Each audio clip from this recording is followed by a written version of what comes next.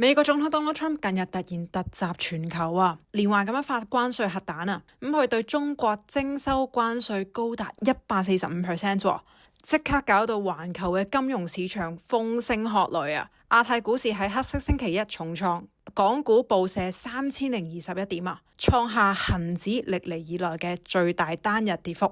丁蟹大時代嘅劇照再次係咁喺 Facebook 嗰度洗版，就連我哋嘅澳紙亦都係懸崖式咁樣暴跌，去到5年嘅新低。澳紙去到港元一度咁樣跌到去4.62呢個水平。咁喺經濟壓力底下，澳聯儲亦都承受咗好大壓力，準備要展開我哋嘅澳洲減息潮啦。好多人 WhatsApp、email 我問我 Ellison 老師點算啊？係咪世界末日啊？大蕭條係咪會重臨啊？我哋係咪會打第3次世界大戰啊？我哋澳洲咯係咪會爆啊？係咪而家要去儲糧啊？咁我想喺呢度同大家講冷靜啲。咁我今日咧就會同大家拆解呢一場關稅戰嘅來龍去脈，重點咁樣分析澳洲房地產市場嘅影響，同埋我哋究竟應該要進定話退呢？一個時代嘅終結，亦都同時代表係一個新嘅經濟嘅誕生，當中有危亦都有機，大家準備好未呢？